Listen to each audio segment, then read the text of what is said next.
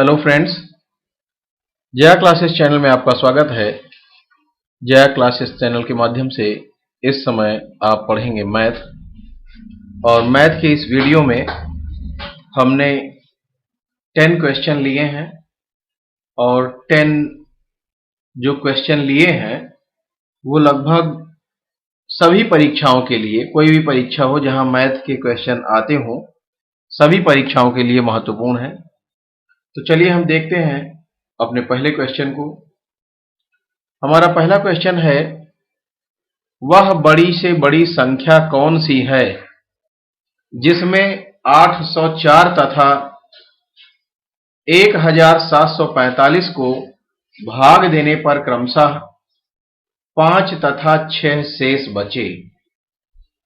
फिर से देख लेते हैं, वह बड़ी से बड़ी संख्या कौन सी है जिससे 804 तथा 1745 को भाग देने पर क्रमशः 5 तथा 6 बचे। तो आपको ध्यान ये देना है कि इस तरह के क्वेश्चन जो भी हों, हम सबसे पहले क्वेश्चन को अच्छे से पढ़ा करें, क्योंकि मैथ में जो है क्वेश्चन को आप अगर अच्छे से नहीं पढ़ेंगे तो आप समझ नहीं पाएंगे। तो क्वेश्चन को जब भी पढ़ें खूब ध्यान से पढ़ें और समझें उसको कि क्या कह रहा है। तो देखिए, वह बड़ी से बड़ी संख्या, जब इस तरह की बात आए कि बड़ी से बड़ी संख्या, बड़ी से बड़ी आते ही आपके दिमाग में आ जाना चाहिए कि हमें मासा निकालना है। मासा मीन्स महत्तम समापवर्तक। पहले तो ये आपको दिमाग में आना चाहिए। अधिकांश क्वेश्चन में आपको ये मिलेगा, इससे रिलेटेड जो महत्तम समापवर्तक के जो क्वेश्चन होंगे उनमें जब बड़ी से बड़ी संख्या की बात आए तो आप तुरंत समझ लेंगे कि हमें महत्तम समापवर्तक निकालना है, मासा निकालना है शॉर्ट में। और अगर छोटी से छोटी की बात हो तो आप क्या करेंगे, लघुत्तम समापवर्तक लासा निकालेंगे। तो पहले तो ये दिमाग में आपको आ जाना चाहिए कि हमें इस क्वेश्चन में मासा निकालना है। लेकिन चलिए अब आगे देख लें जरा, वह बड़ी से बड़ी संख्या कौन सी है जिससे 804 तथा 1745 को भाग देने पर क्रमशः 5 तथा 6 शेष बचे। अगर हम 5 और 6 जो शेष बच रहे हैं, इनको अगर इन संख्याओं में से घटा दें तो कुछ नहीं बचेगा, पूरा पूरा भाग चला जाएगा। समझ पा रहे होंगे हमारी बात को। मतलब अगर हम कहें कि हम 2 से 3 को भाग दें तो 2 से आप 3 को भाग दीजिए, 2 एक कम 2, कितना बचेगा? 2 से अगर हम 3 को भाग दें तो देखिए 2 एक कम 2, कितना बचा? 1। लेकिन अगर हम इस संख्या में से जिसको भाग दे रहे हैं, अगर इसमें से एक घटा दें, जो शेष बच रहा है अगर इसको हम पहले ही घटा दें तो जरा देखिए 3 - 1 अगर कर दें तो होगा 2। और अब 2 को अगर 2 से भाग करें, 2 से 2 को भाग करें तो 2 एक कम 2, पूर्णतः विभाजित हो गया ना। ये आपको समझना है कि हम जो है अगर जो शेष बच रहे हैं, इन शेष को अगर उस संख्या से पहले घटा दें हम तो क्या होगा, वो पूर्णतः विभाजित हो जाएंगे। फिर जो मासा निकलेगा वही हमारा आंसर हो जाएगा।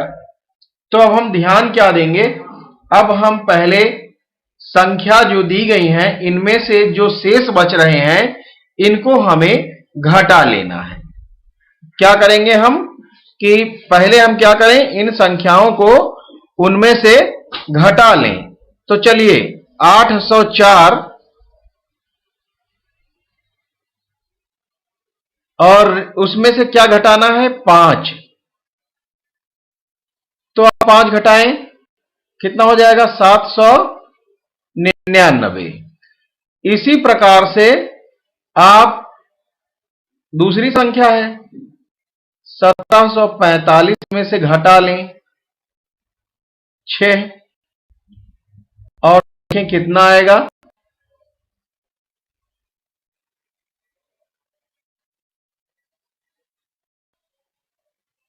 1700, 6 घटाना है तो क्या आएगा? 39। ये आ गया। चलिए अब देखते हैं, अब ये जो दोनों हमें मिल गई हैं, जो संख्याएं अब मिली हैं, मतलब ये और इन्हीं दोनों का हमें मासा निकालना है, जैसा मैंने आपको पहले ही बता दिया कि हमें क्या करना है। तो आप समझ गए होंगे कि अब संख्याएं जो हमें मिली हैं क्या है, जिनका मासा हमें निकालना है। तो संख्याएं हैं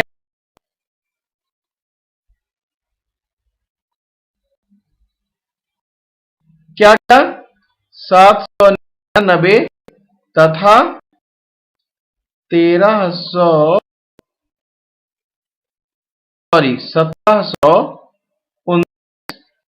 इन दोनों का निकाल लीजिए। अब इनका हमें क्या निकालना है, मासा।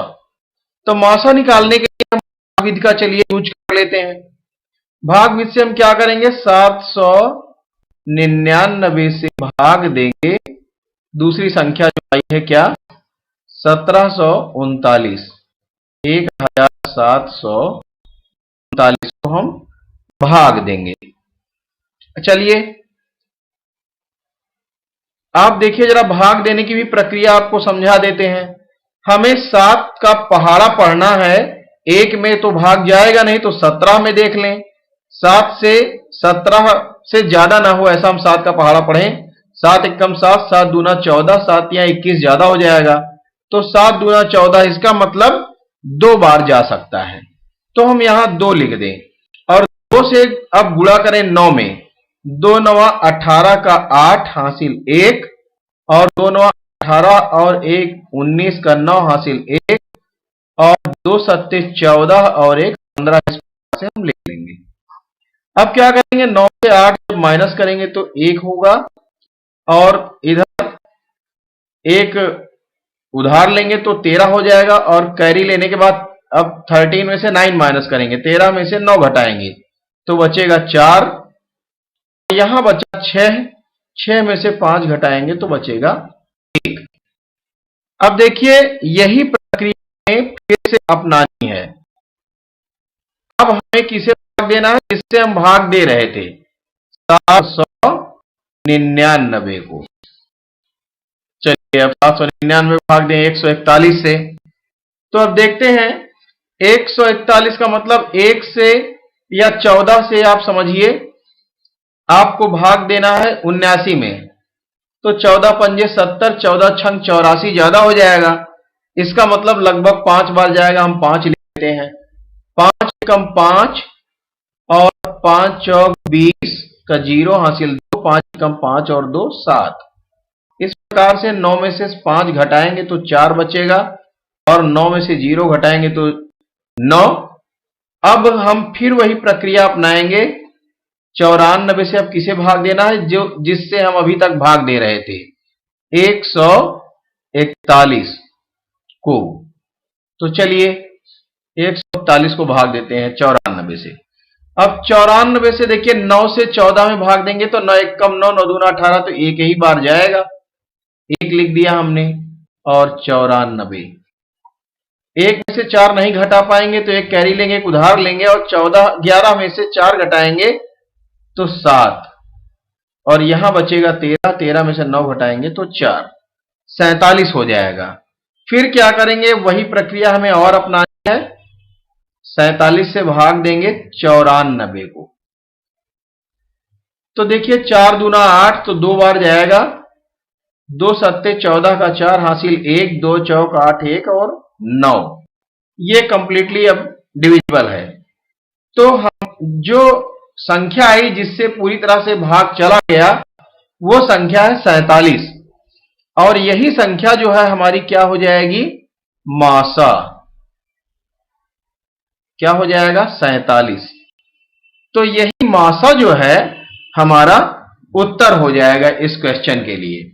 वह बड़ी से बड़ी संख्या कौन सी है जिससे 804 और 1745 को भाग देने पर क्रमशः 5 तथा 6 बचे, तो वह बड़ी से बड़ी संख्या है 47।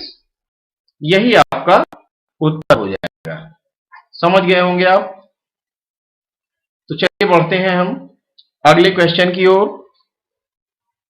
अगला क्वेश्चन है 1/12 का कौन सा भाग 3/8 है? क्वेश्चन बहुत बढ़िया है।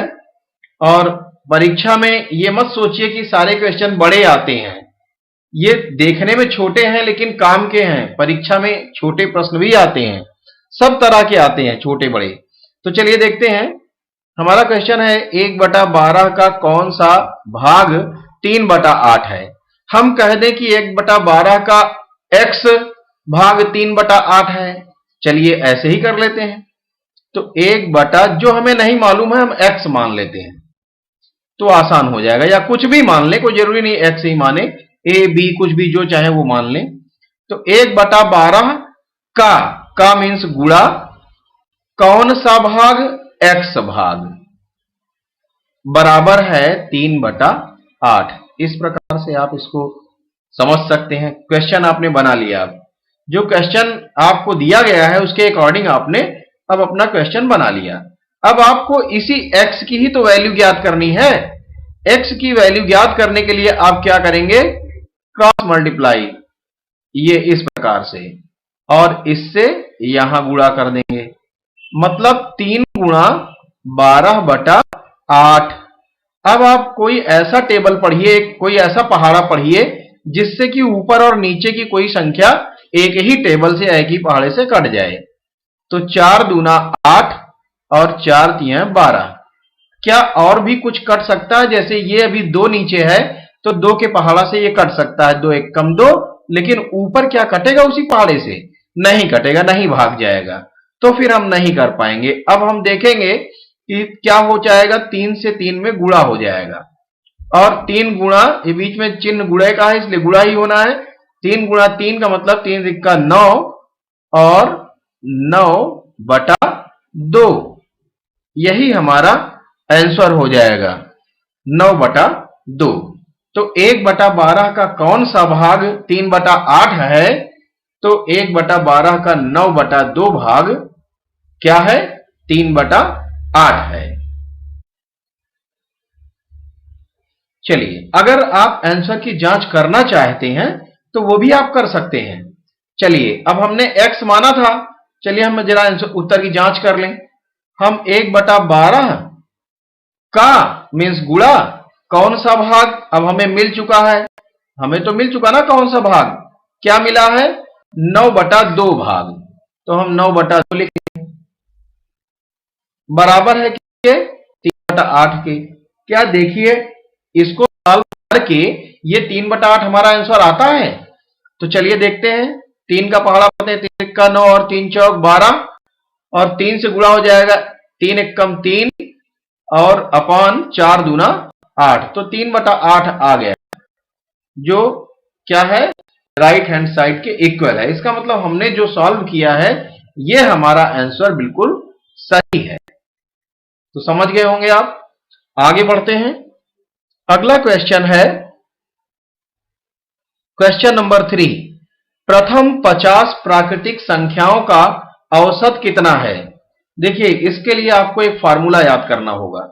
प्रथम 50 प्राकृतिक संख्याओं का औसत अगर ऐसे ज्ञात करना है तो आपको 1 2 3 4 5 6 इस तरह करके 50 लिखना पड़ेगा, तब आप कर पाएंगे। सबको जोड़ेंगे, फिर उसके बाद 50 से भाग देंगे तो औसत निकल आएगा। लेकिन ऐसा करना बड़ी लंबी प्रक्रिया हो जाएगी, तो इसके लिए आपको फार्मूला याद रखना है। क्या? देखिए, n/2 और n+1, ये फार्मूला आप याद रखेंगे। किस चीज के लिए? प्रथम 50 प्राकृतिक संख्याओं का औसत नहीं, प्रथम 50 प्राकृतिक संख्याओं का योग के लिए है ये। मतलब प्रथम 50 प्राकृतिक संख्याओं का जोड़ क्या होगा, ये निकालने के लिए आपको मिल गया है फॉर्मूला। अब जब जोड़ निकल आएगा तो औसत भी निकल आएगा। तो आप देखिए क्या करेंगे। आप n मीन्स जितनी संख्या है, कितनी संख्या है? 50 है, तो n की जगह पर आप क्या रख देंगे? 50/2, और यहां जो कोई साइन नहीं है यहां गुणा होगा, तो फिर गुणा, और 50 धन 1 51, अब जरा आगे देखें क्या करेंगे। 2 एक कम 2 और 2 से 50 को भाग करेंगे तो 25 बार चला जाएगा। इसका मतलब 25 गुणा 50 धन 1 मीन्स 51, ये हो गया। अब देखिए नीचे बटा 1 बचा है, तो 1 हम लिखें या ना लिखें कोई मतलब नहीं है। अब 25 से इसमें गुणा हो जाएगा, गुणा कर लीजिए। 25 एकम 25 का 5 हासिल 2 और 25 पंजे 125 और 2 127, 1275 आ गया।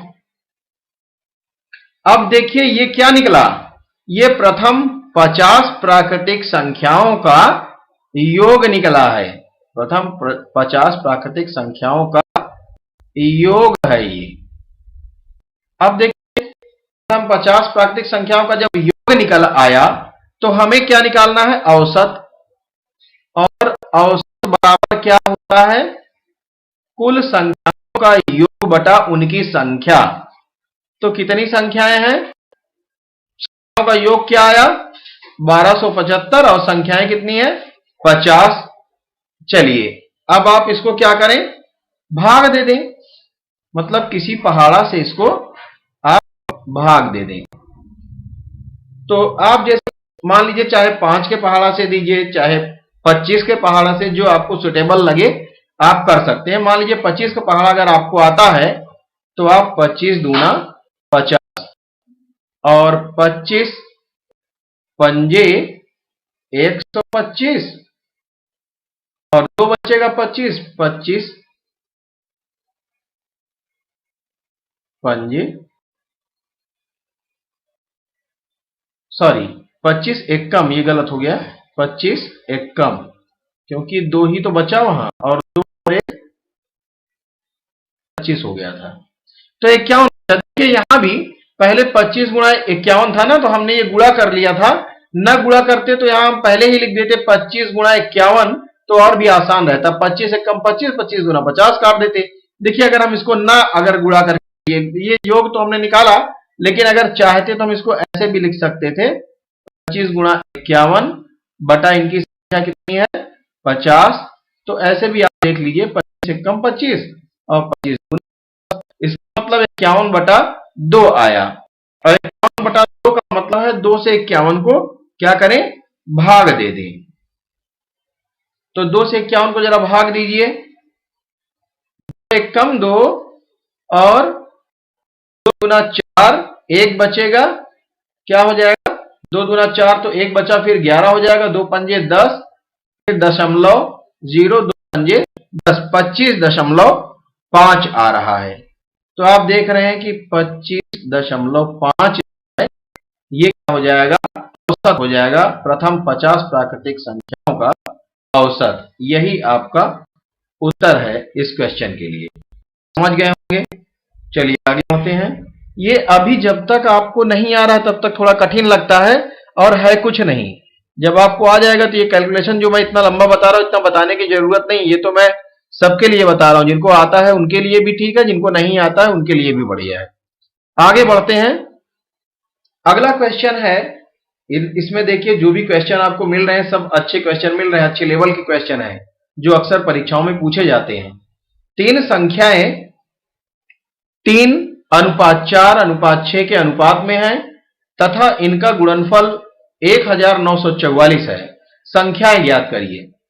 तो आप ध्यान दें, जब भी आपको अनुपात में कुछ भी दिखाई दे, आप इन संख्याओं को मानेंगे कैसे। जो अनुपात में रहे उसको हम अगर वास्तव में माने तो संख्याएं हम मान लेते हैं कि 3 संख्याएं कह रहा 3:4:6 है, तो हम माना संख्याएं क्या हो जाएंगी, अगर हम संख्याएं मानेंगे तो हो जाएगा माना संख्याएं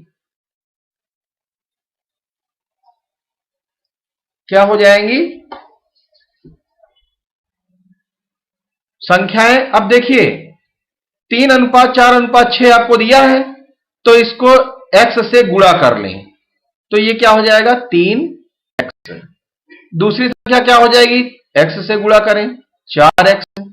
तीसरी संख्या क्या हो जाएगी, x से गुणा करें 6। इस प्रकार से आप तीन संख्याएं आपने मान ली कि माना ये तीन संख्याएं हैं। अब तो आपको तीन संख्या मिल गई ना जो अनुपात में था, जो अनुपात में था अब वो वास्तविक संख्या बन गई तथा इनका गुणनफल इतना है। तो अकॉर्डिंग टू क्वेश्चन, क्वेश्चन के अनुसार अब कर लें आप, प्रश्नानुसार आप क्या करें जैसा प्रश्न में कह रहा है। क्या कह रहा है, प्रश्न में कह रहा है कि आप तीनों का गुणनफल, तीन संख्याएं मिल गई आपको, तीनों का गुणनफल, तो क्या करेंगे आप 3x गुणा 4x गुणा 6x, गुणनफल मीन्स गुणा करने का जो फल आएगा वो कितना है, अर्थात गुणा करने के बाद जो उत्तर वो है 1944। ये आपने लिख दिया जैसा क्वेश्चन में कहा गया है। अब आपको संख्याएं बतानी है तो आप गुणा करें। पहले अंक का अंक में 3 चौक 12 और 12 से 6 में 12 छंग 72 और x से x में गुणा करेंगे, x इस बार में गुणा करेंगे तो 3 बार है तो x की घात 3 बराबर 1944। चलिए अब क्या करेंगे, जब आपको x क्यूब का मान आप पहले निकालेंगे ना, तो जो गुणा में है, जो x क्यूब के साथ गुणा में है वो दूसरी ओर क्या होगा, भाग में नीचे चला जाएगा, मतलब 72 यहां आ जाएगा। अब आपको 72 से इसको भाग दे देना है। अगर 72 का पहाड़ा नहीं आ रहा है तो आप क्या करें, जो पहाड़ा आपको याद है उसके माध्यम से कर लें, या फिर 72 से किनारे आप भाग दे लें, दोनों तरीके आप अपना सकते हैं।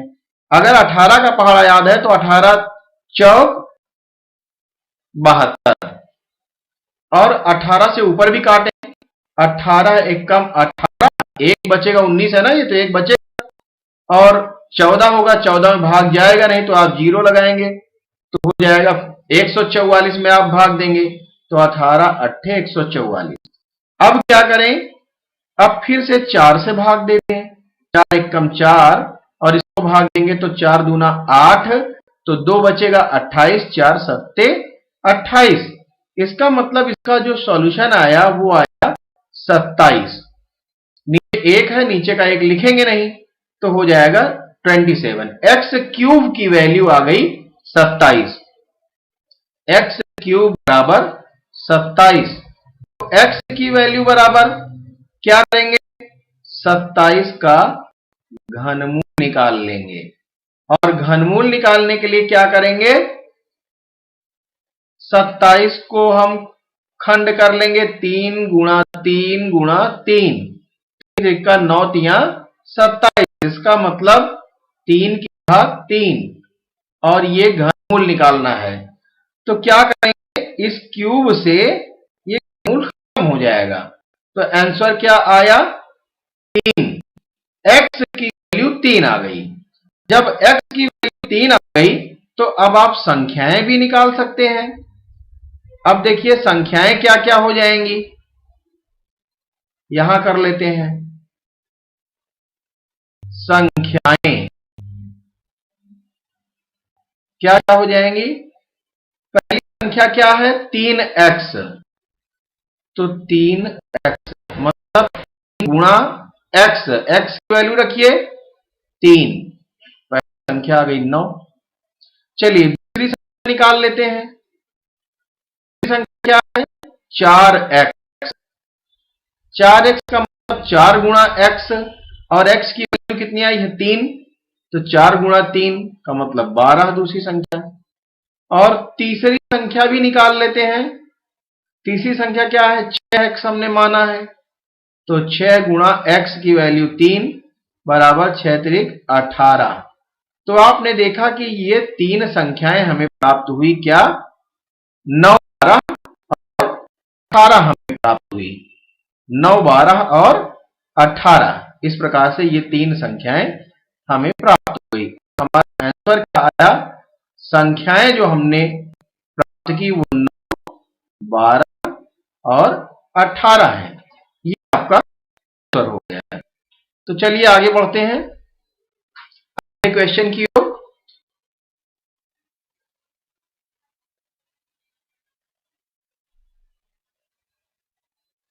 अगला क्वेश्चन है क्वेश्चन नंबर 5। 3:8 बराबर क्वेश्चन मार्क परसेंट। इसका मतलब यह हुआ कि 3:8 कितना परसेंट बनेगा। अगर आपको 3:8 दिया है और इसको पूछ रहा है कि कितना प्रतिशत होगा, तो आप क्या करेंगे? आप क्या करेंगे? अनुपात का मतलब आप समझेंगे बटा। अनुपात का मतलब क्या है? बटा। तो ये हो गया 3/8। इसको प्रतिशत में बदलना है तो 3/8 गुणा 100 कर देंगे। इस प्रकार से आप, सबसे आसान है ये। अब देखेंगे क्या करेंगे, किसी पहाड़े से अब काट देंगे। 4 दूना 8 और 4 से 25 बार ये कट जाएगा। अब 2 है नीचे, ऊपर तो 2 से कुछ कटेगा ही नहीं, तो इसका मतलब 25 तिया 75 बटा 2 और 75 को 2 से भाग दीजिए तो 2 तिया 6, 1 7 15 हो जाएगा, 2 सत्ते 14, 1 बचेगा बटा 2। इस प्रकार से 37 सही 1/2% हमारा आंसर हो जाएगा इस क्वेश्चन का। बहुत बढ़िया क्वेश्चन है, बहुत छोटा है लेकिन बहुत काम का है। चलिए आगे बढ़ते हैं। अगला क्वेश्चन है, एक फल विक्रेता ने कुछ केले 5 के 6 की दर से खरीदे तथा 3 रुपए के 4 की दर से बेच दिए। उसका प्रतिशत कितना है? अब देखिए, सबसे पहले आप ये समझिए कि 5 के 6 केले उसने खरीदे। 5 के 6 केले उसने खरीदे और बेचे किस हिसाब से? 3 के 4 की दर से। तो दोनों में डिफरेंस है। उसका प्रतिशत आपको ज्ञात करना है कि लाभ होगा या हानि होगा, जो भी होगा उसका प्रतिशत आपको ज्ञात करना है। तो सबसे पहले आप ये देख लें कि आप जो दिया गया है आपको, आप इनसे ये निकाल लें कि उसने कितने केले खरीदे थे। आप ये निकाल लें या कुल केलों की संख्या निकाल लें। तो मान लेते हैं, चूंकि एक्चुअल तो है नहीं, तो हम मान लेते हैं कि माना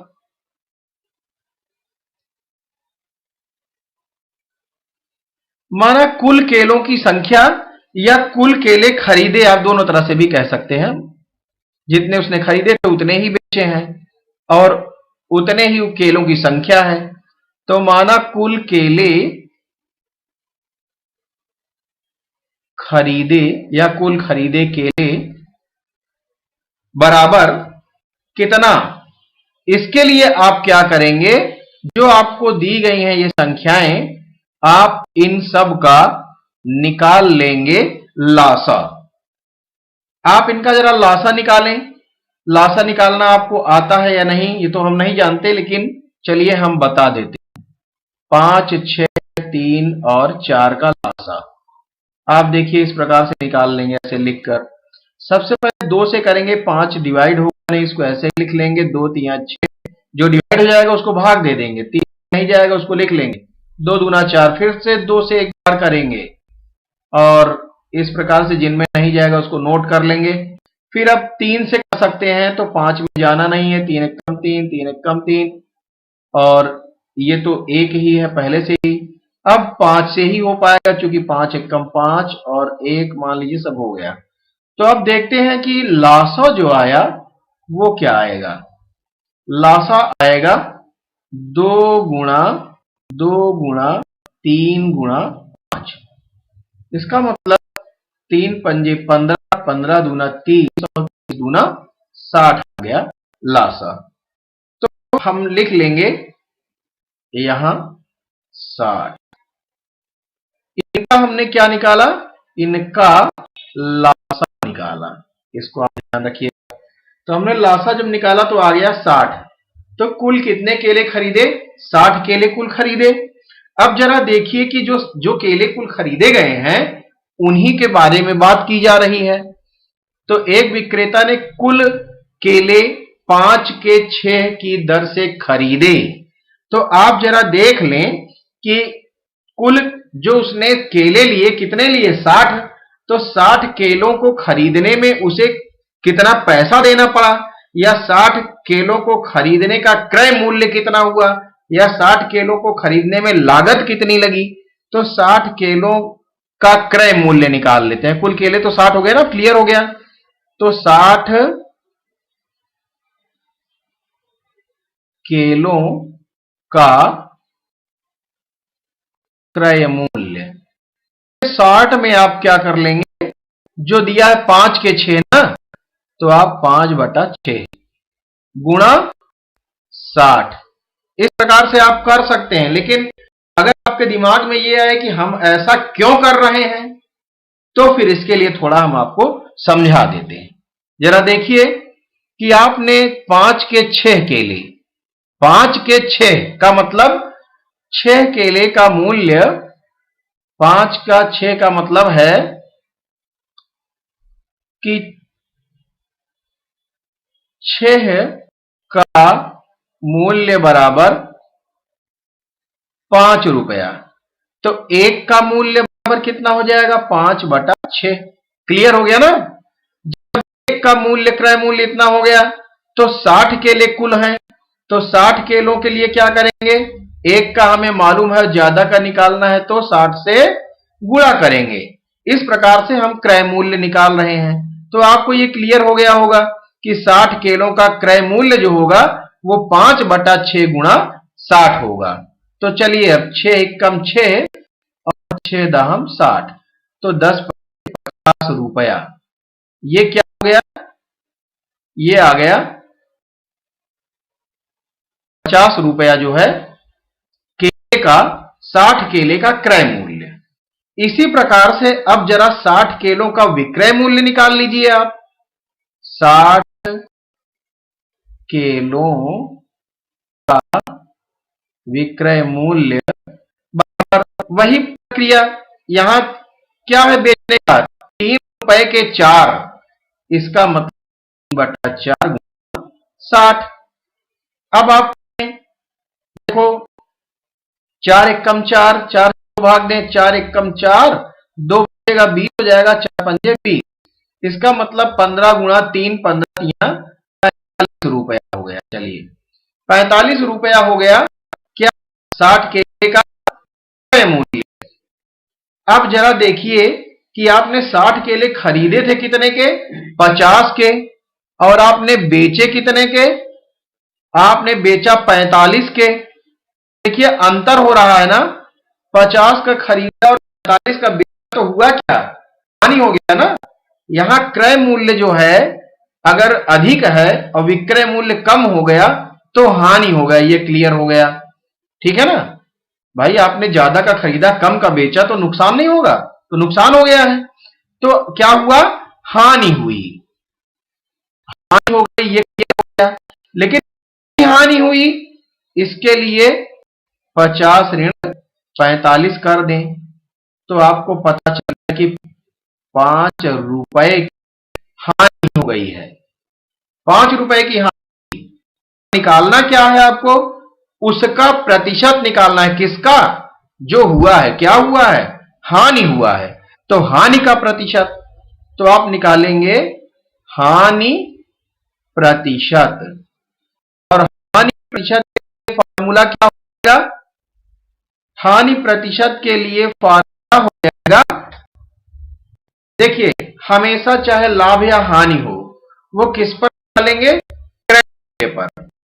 तो आप क्या करेंगे, कितना दिया है क्रय मूल्य, 5 रुपए, 5 रुपए खरीदा था ना 6 के हिसाब, तो 5 जो दिया है इसी के हिसाब से हम निकालेंगे, 5/5,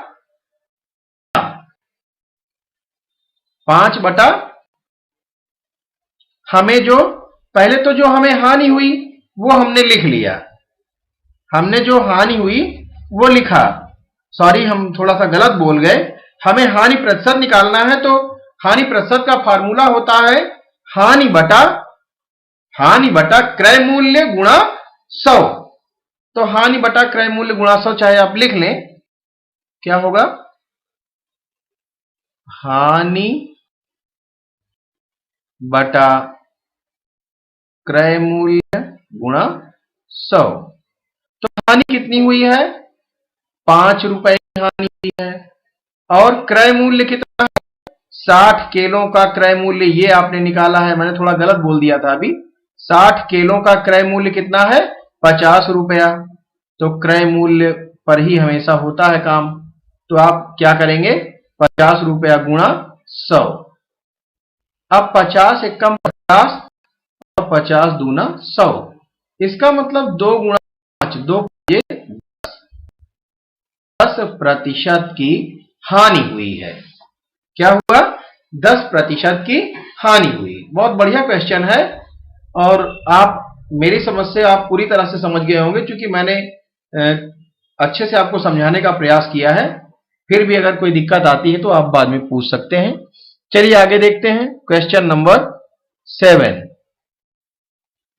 क्वेश्चन नंबर 7 है, एक ए अकेला किसी कार्य को 12 घंटे में समाप्त कर सकता है तथा बी अकेला किसी कार्य को 15 घंटे में समाप्त कर सकता है।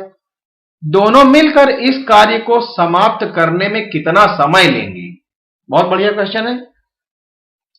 ए अकेला किसी काम को 12 घंटे में समाप्त करता है, तो ए का 1 घंटे का काम हम निकाल लेते हैं। ए का 1 घंटे का काम बराबर 1/12 भाग। और इसी प्रकार से बी का 1 घंटे का काम बराबर 1/15 भाग। ये भी हो गया। अब जरा देखें, दोनों मिलकर कह रहा है ना, दोनों मिलकर में दोनों को मिलाइए। मिलाने का मतलब ए प्लस बी का 1 घंटे का काम, तो काम को भी मिला दीजिए। 1/12 धन 1/15 भाग, दोनों को जोड़ दीजिए। 12 और 15 का एलसीएम ले लेंगे। तो देखिए कैसे, अगर आपको एलसीएम नहीं आता तो यहां उसको भी देख लीजिए। 12 और 15 का लघुत्तम निकाल लेंगे। कितना होगा? देखिए 2 छंग 12 और 15 डिवाइड होगा नहीं, इसलिए ऐसे लिख लेंगे। फिर 2 से करेंगे, 2 तिहाई 6 और 15 ऐसे लिख लेंगे। फिर 3 से करेंगे, 3 एकम 3, 3 पंजे 15। फिर 5 से जाएगा तो कितना आ गया? 5 या 15 दूना 30 दूना 60। 60 लिख लेंगे हम। यहां पर हमने लिखा 60। और अब क्या करेंगे? 12 से 60 को भाग देंगे। 12 पंजे 60 और 5 से यहां 1 में गुणा कर देंगे। तो क्या हो जाएगा? 5 कम 5 धन 15 से 60 को भाग दें। 15 चौको 60, तो 1 में 4 से गुणा करेंगे, तो 4 एकम 4, मतलब 5 4 9, 9/60। ये हो गया क्या? ए और बी का 1 घंटे का काम, दोनों मिलकर अगर काम करें तो ये क्या हो गया? 9/60। लेकिन अब जरा हम ध्यान दें कि अगर हम चाहें तो ये 9/60 जो है, इसको हम किसी टेबल में काट सकते हैं। 3 का 9 और 3 दूना 6 मीन्स 3/20 भाग। इस प्रकार से आप लिख सकते हैं। 3/20 भाग आया। तो ये देखिए ए प्लस बी मीन्स ए और बी दोनों मिलकर अगर काम करते हैं तो 1 घंटे का काम इतना है। लेकिन ये है कि आपको क्वेश्चन में क्या पूछ रहा है? दोनों मिलकर इस कार्य को समाप्त कितने दिन में करेंगे, या समाप्त कितने, सॉरी दिन नहीं, कितने घंटे में करेंगे। तो समाप्त करने में कितना समय लगेगा? तो पूरा कार्य करने में, देखिए ये 3/20 भाग करने में 1 घंटा इनको समय लगता है। तो पूरा कार्य करने में कितना समय लगेगा? पूरा काम करने में या कार्य पूरा करने में इसी का उल्टा हो जाएगा, 20/3 घंटे। अब 20/3 घंटे का मतलब हो गया, क्या करेंगे? 20/3 का मतलब ये कि अब 20 को 3 से आप भाग दे दें। 3 से जरा भाग दीजिए तो क्या होगा? 3 6 18, 2 बचेगा ना, तो इसका मतलब 6 सही 2/3 घंटे। अब 6 सही 2/3 घंटे, तो 6 घंटे तो पूरा हो गया, और 2/3 घंटे तथा 2/3 घंटे को आप क्या करें, मिनट बना लें, 60 से गुणा करें। 3 एकम 3, 3 दूना 6, 20 दूना 40। इसका मतलब 6 घंटे और 40 मिनट का समय कुल लगेगा। 6 घंटे 40 मिनट का समय कुल लगा। दोनों मिलकर अगर काम करते हैं तो इस कार्य को समाप्त करने में 6 घंटा 40 मिनट समय लगा। आगे बढ़ते हैं। सारे क्वेश्चन बहुत अच्छे हैं और जो परीक्षा में पूछे जाते हैं उन्हीं तरह के प्रश्नों को इसमें संग्रहित किया गया है। ये 8वां क्वेश्चन है, 45 मीटर प्रति सेकंड की चाल को किलोमीटर प्रति घंटा में बदलो। तो जरा देखिए, 45 मीटर प्रति सेकंड, इस प्रकार से इसको लिख लें। अब आप समझ गए होंगे। तो आप देखिए जरा, लोग याद कर लेते हैं कि 18/5 से इसमें गुणा कर देना है। क्या करना है, 18/5 से गुणा कर देना है किलोमीटर प्रति घंटा में बदलने के लिए। लेकिन आप ये बताएं कि 18/5 आया कहां से, अब इसको भी आपको जानना चाहिए। तो देखिए, आप जो है पहले तो ये ध्यान दें कि जब छोटी चीज को बड़े में बदलना हो, मतलब छोटे को बड़े में बदलना हो, देखिए मीटर को बदलना है किलोमीटर में, तो मीटर छोटा होता है, किलोमीटर मीटर छोटा होता है। तो मीटर को जब किलोमीटर में बदलना है तो हम बड़े को छोटे को बड़े में बदलने के लिए हम भाग देते हैं। तो मीटर का किलोमीटर का संबंध जो है वो है 1000 मीटर बराबर 1 किलोमीटर। इसका मतलब 1000 से हमें भाग देना पड़ेगा। तो भाग देने के लिए क्या करते हैं, नीचे रखते हैं, नीचे हमने 1000 कर दिया। और जरा समझिए, अब आगे सेकंड को क्या करते हैं, सेकंड को हमें बदलना है घंटे में। सेकंड छोटा होता है और छोटे को बड़े में बदलना है। तो यहां भी बात वही है कि क्या करेंगे, भाग देंगे। अब सेकंड को घंटे में बदलने के लिए, सेकंड को मिनट में बदलने के लिए 60 से भाग देंगे, और फिर मिनट को घंटे में बदलने के लिए फिर क्या करेंगे, फिर 60 से और भाग देंगे। मतलब 60 गुणा 60 से हमें भाग देना है। तो सेकंड को अगर भाग देंगे तो सेकंड बटा नीचे 60 गुणा 60 लिखेंगे, तो ये जाएगा ऊपर बाद में पलट कर, तो ये हो जाएगा ऊपर इस प्रकार से 60 गुणा 60। अब जरा आप देखिए, अब ये मीटर सेकंड नहीं रह जाएगा, 0 से 0 काट देंगे इस प्रकार से। और जरा देख लें, 5 9 45 और 5 दूना 10, 2 एकम 2, 2 तिया 6, तो बचा क्या, 6 1 18। चाहे आप इधर से कर लें, चाहे आप इधर कर लें, 9 तिया 27, और 27 में 6 से गुणा करें, 27 गुणा 6 बटा, ये कुछ नहीं है, 1 बचा है। और अब ये जो मीटर प्रति सेकंड है ये क्या हो गया, किमी प्रति सेकंड हो गया, किलोमीटर प्रति घंटा हो गया। तो आप देखिए जरा, गुणा कर लीजिए,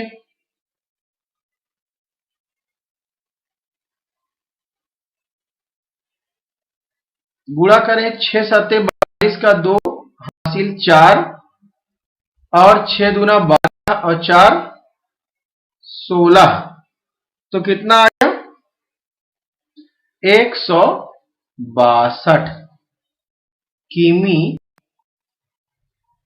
प्रति घंटा।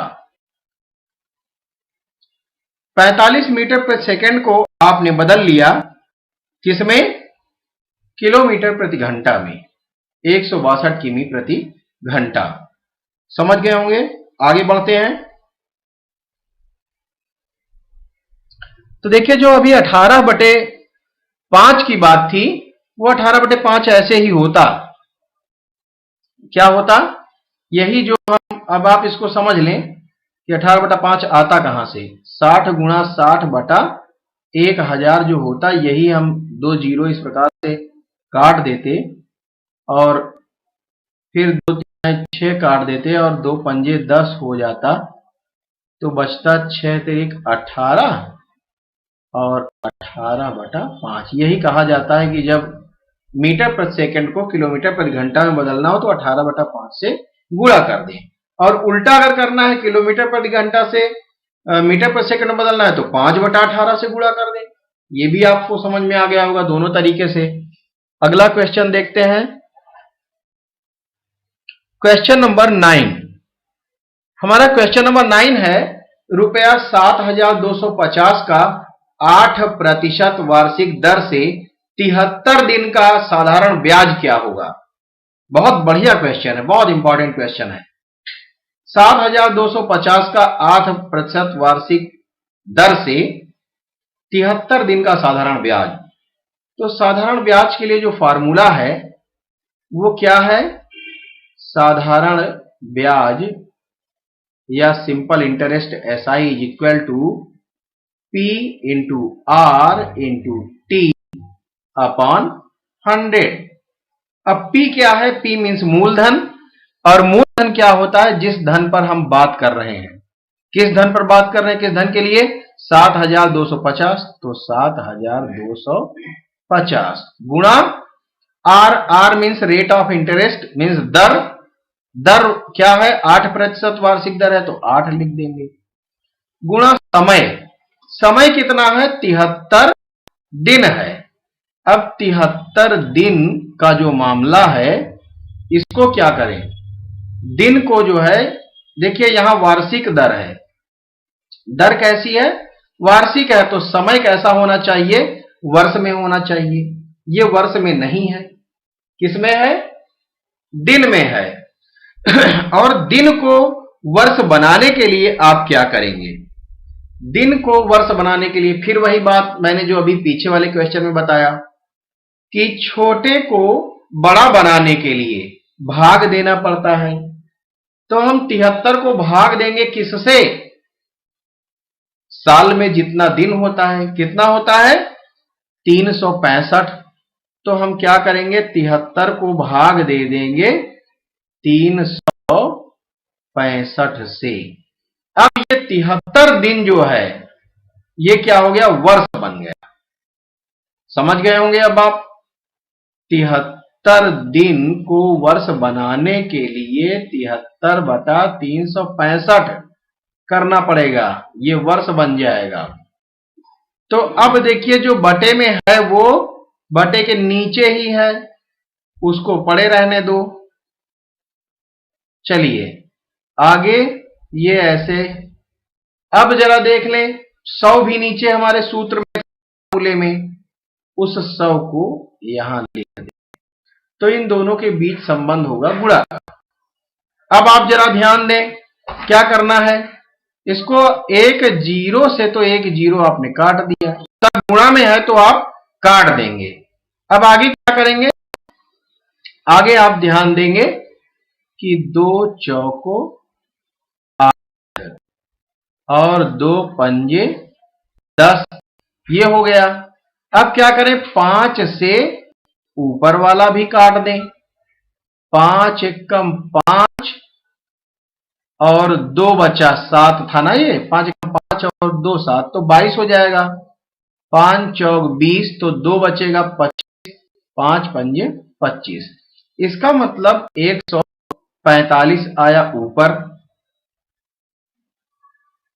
और अभी आप जरा देखिए, ये 73 है अभी, तो आप क्या करें? 73 और नीचे है 365, तो 73 से ये 5 बार कट जाएगा। देखिए क्यों कट गया, कैसे कट गया? 5 3 15, 5 हाथ 1, 5 7 35 और 1 36। तो अब आ गया, थोड़ा इसको अब लिख लेते हैं दूसरी जगह। अब ये आ गया है क्या? 145 गुणा 4 बटा नीचे अब कुछ नहीं बचा है, 5 बचा है। ये वाला 5 बचा है, इसमें तो कट ही गया था, कुछ बचा ही नहीं। 145 ये बचा था और ये 4 बचा है। तो 145 गुणा 4/5, 5 से 5 एक कम 5 का पहाड़ा पड़े, 5 दूना 10, कितना बचेगा 4, तो ये हो जाएगा 45, 5 9 45। इसका मतलब 4 से गुणा करें 29 में, 4 9 36 का 6 हासिल 3, 4 गुना 8 और 3 11, 111 आ गया। तो हमें साधारण ब्याज निकालना था, तो साधारण ब्याज रुपया 116 है, लेकिन मैं 111 बोल दिया हूं। कितना आ गया? 116 रुपए। समझ में आ गया होगा। बहुत बढ़िया क्वेश्चन था। आगे बढ़ते हैं। यहां मेन ध्यान देना यही है कि जो 73 दिन की बात है, आपने इसको वर्ष समझ के अगर लिख दिया तो फिर सब गलत हो जाएगा। आगे बढ़ते हैं। अगला क्वेश्चन, और इस वीडियो का ये लास्ट क्वेश्चन है। एक आयत की लंबाई 16 सेंटीमीटर है तथा इसके विकर्ण की लंबाई 20 सेंटीमीटर है। आयत का क्षेत्रफल ज्ञात कीजिए। चलिए, आयत किस आकार का होता है, आप आयत बना लें। आयत जो है देखिए इस प्रकार का होता है, ऐसे। अब क्या करेंगे आप, जिसकी लंबाई कितनी है,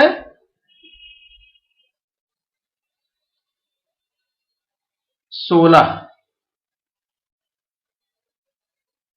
एक चीज का ध्यान देना है कि आयत में आपको याद रखना है, आमने सामने की भुजाएं बराबर होती हैं। ये बराबर है इसके, मतलब वो 16 सेंटीमीटर है, ये भी 16 सेंटीमीटर है। एक तो लंबाई आपको मिल गई, दूसरा आपको क्या दिया गया है, इसके विकर्ण की लंबाई। तो विकर्ण ये हो जाएगा। विकर्ण की लंबाई कितनी दी गई है, 16 सेंटीमीटर। 16 सेंटीमीटर विकर्ण की लंबाई हो गई। अब क्या है जरा देख लें। हमें ये जो है रेक्टेंगल जो होता है, आयत जो होता है, ये इसमें चारों कोने जो होते हैं वो 90 डिग्री का एंगल बनाते हैं। तो ये 90 अंश का कोण बना रहा है, तो ये समकोण त्रिभुज हो गया। समकोण त्रिभुज में क्या होता है, पाइथागोरस थ्योरम लगाते हैं। पाइथागोरस थ्योरम क्या है, चलिए पहले हम इसको जरा नाम दे दें, ए बी सी डी। अब ये जो है पाइथागोरस जो प्रमेय है वो है कर्ण का वर्ग बराबर लंब का वर्ग धन आधार का वर्ग। तो आप देखेंगे, आप फॉर्मूला लगाएंगे जो हम कह रहे हैं, क्या AC इसमें कर्ण है, तो AC square is equal to क्या, आधार। ये आधार हो गया और ये लंब हो गया, ये लंब हो गया। AC square equal to AB square में 16 का स्क्वायर धन BC स्क्वायर, इस प्रकार से। और हमें निकालना, हमें AC की वैल्यू मालूम है। AC स्क्वायर कितना है, 16 का स्क्वायर। हमने गलत कर दिया, ये जो है 20 दिया है हमें, ये दिया है 20। विकर्ण की लंबाई 20 सेंटीमीटर दी गई है, तो आप क्या करेंगे, 20 इसे लिखेंगे,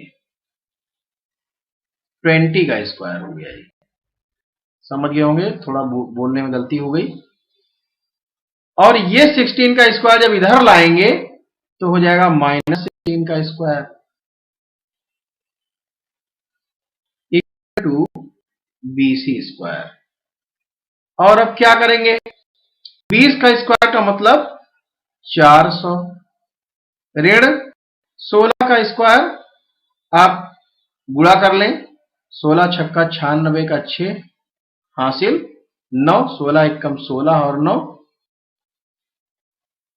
25, 256। बीसी स्क्वायर इक्वल टू 400 ऋण 256। तो 400 में से 256 घटाइए, से 6 घटाएंगे तो 4, और 9 में से 5 घटाएंगे तो 4, और यहां 3 में से 2 घटाएंगे तो 1, 144 बराबर बीसी स्क्वायर। और बीसी स्क्वायर बराबर 144, तो BC equal to under root 144, और 144 का मतलब आप वर्गमूल निकाल लेंगे तो आ जाएगा 12 का स्क्वायर। तो आप स्क्वायर से ये स्क्वायर रूट हटा देंगे, BC is equal to 12 centimetre आ जाएगा। तो BC क्या आ गया? 12 सेंटीमीटर। मतलब ये हो गया 12 सेंटीमीटर और उतना ही ये भी है 12 सेंटीमीटर। अब जरा आप देखें, ये 12 सेंटीमीटर आपको मिल चुका है और ये आपको 16 सेंटीमीटर मिला ही है। आपको निकालना क्या है? आयत का क्षेत्रफल, और आयत का क्षेत्रफल बराबर क्या होता है? लंबाई गुणा चौड़ाई। लंबाई कितनी है? 16, चौड़ाई कितनी है? 12। क्या है ये? सेंटीमीटर, ये भी सेंटीमीटर। तो आप क्या करेंगे? 12 छंग 72 का 2 हासिल 7, 12 एकम 12 और 7 19, 192 और सेंटीमीटर 2 बार सेंटीमीटर स्क्वायर लिख देंगे या वर्ग सेंटीमीटर लिख सकते हैं। इसको आप लिख सकते हैं 192 सेमी स्क्वायर। ये आपका आंसर हो गया। बहुत बढ़िया क्वेश्चन है और इसी तरह के क्वेश्चन आपकी परीक्षाओं में पूछे जाते हैं। तो आज के वीडियो में बस इतना ही, लेकिन मैंने आपको समझाने का पूरा प्रयास किया है, और अगर फिर भी कहीं कुछ कम समझ में आए तो कमेंट के थ्रू आप पूछ सकते हैं। और मैंने जो है आपको ये जो 10 क्वेश्चन सॉल्व करवाए हैं, ये सभी परीक्षाओं के लिए इंपॉर्टेंट है। अगर आपको ये वीडियो अच्छा लगता है तो आप अपने मित्रों को अवश्य शेयर करें ताकि उनको भी इसका लाभ मिल पाए और बहुत सरल तरीके से सीखने का लाभ मिले। चलिए आज के वीडियो में बस इतना ही। Thanks for watching.